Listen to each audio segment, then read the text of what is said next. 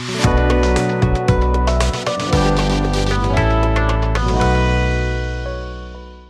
a person dying every 30 seconds from hepatitis, even in the COVID-19 crisis, we must act now.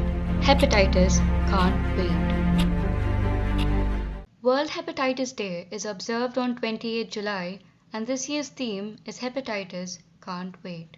The ticking hands of a clock on the logo convey the urgency of efforts needed to eliminate hepatitis as a public health threat by 2030. WHO has listed the campaign guidelines for 2021. Objective number 1: to raise awareness of viral hepatitis. Hepatitis is the inflammation of the liver. There are 5 main strains of the hepatitis virus: A, B, C, D, and E. Hepatitis B and C are responsible for more deaths each year than HIV and AIDS. And more than 300 million people worldwide who have hepatitis B and C aren't even aware.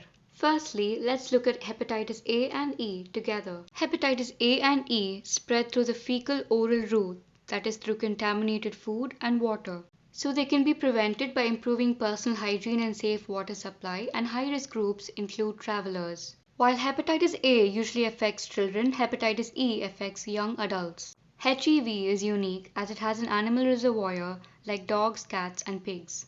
Both can cause acute hepatitis lasting less than 6 months and do not progress to chronic hepatitis and have no carrier state. Hepatitis A and E have good prognosis, but hepatitis E can cause fulminant disease in pregnant women. Lab diagnosis for hepatitis A is HIV-specific IgM antibodies, and for hepatitis E is HEV-specific IgM antibodies. Treatment for both is only supportive. There are 2 types of hepatitis A vaccines, but the preferred one is the formaldehyde inactivated vaccine. This provides lifelong immunity, and it is given at 2 doses 6 to 12 months apart to an age above 1 year. It is marketed as Havrix and Vacta. The hepatitis E vaccine HEV239 is available only in China. Hepatitis B is blood-borne, that is, it spreads through contaminated blood and blood products. There are also chances of vertical transmission, that is from mother to child, and sexual transmission. Humans can be carriers, and hepatitis B can affect any age group. Hepatitis B can be prevented by safe injection and surgical practices and by the screening of blood products and health education. Prognosis worsens with age as hepatitis B can progress to chronic hepatitis, further causing liver cirrhosis, liver cancer, and failure. Lab diagnosis mainly focuses on the detection of hepatitis B surface antigen. There is no specific treatment for acute hepatitis B, but chronic hepatitis B can be treated with oral antiviral drugs like telbivudin and tenofovir. Active immunization with hepatitis B vaccine can be given to children in 4 doses and to adults in 3 doses. Passive immunization with hepatitis B immunoglobulin is given following accidental exposure. Combined immunization is more efficacious. Hepatitis D virus is a defective virus and depends on hepatitis B for its survival. It can affect any age group, and the most common mode of transmission is parenteral. Its association with hepatitis B can be a co-infection when the person is simultaneously exposed to the serum containing hepatitis B and D, or a superinfection when a chronic carrier of hepatitis B is exposed to the serum of hepatitis D. The superinfection has a higher risk of progressing to chronic hepatitis and cirrhosis. Hepatitis D infection can be treated with interferon alpha and can be prevented by hepatitis B vaccine. Hepatitis C is the most common cause of post-transfusion hepatitis in developing countries. It is mostly again a blood-borne virus. 75 to 85% of the people develop chronic hepatitis, but hepatitis C's prognosis is moderate. Lab diagnosis includes the detection of anti-HCV antibodies. The WHO recommended treatment for hepatitis C is directly acting antivirals, but there is no effective vaccine against hepatitis C. Coming to objective number 2,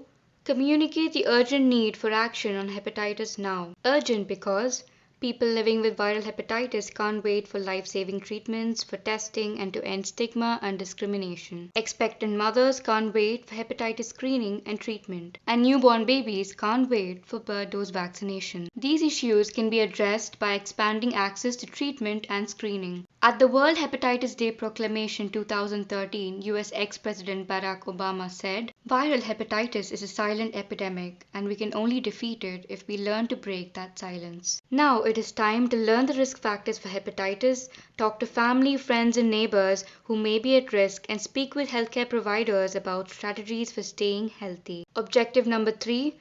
Reveal the social injustice caused by the lack of action on viral hepatitis. Stigma and discrimination stop people living with viral hepatitis from enjoying the quality of life they deserve. Stigma stops opportunities, dreams, ambitions, support, treatment, and a lot more. So it's time to stop the stigma now. Objective number 4.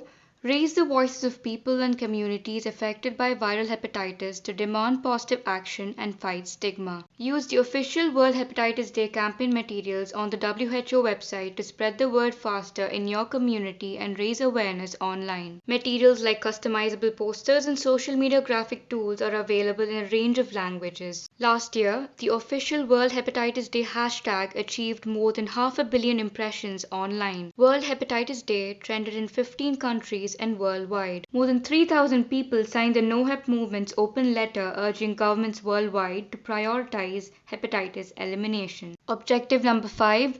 Celebrate the global community combating hepatitis around the world. The World Hepatitis Alliance (WHA), the Coalition for Global Hepatitis Elimination (CGHE), along with various other global communities, catalyze progress towards the achievement of viral hepatitis elimination globally. World Hepatitis Alliance is an international umbrella organization composed of over 220 member organizations. The World Hepatitis Summit (WHS), organized by the WHO and WHA, is a large-scale global event for this cause, and the next summit is in 2022. Coming to the last objective, objective number 6, call on policymakers, decision makers, and global funders to join the fight to eliminate hepatitis. Messages for policymakers include integration of viral hepatitis elimination with other healthcare services, funding hepatitis care, triple elimination of mother-to-child transmission of HIV, hepatitis B, and syphilis, validating hepatitis elimination efforts in countries, and universal health coverage for all people with hepatitis. Decision makers can't wait and must act now to make hepatitis elimination a reality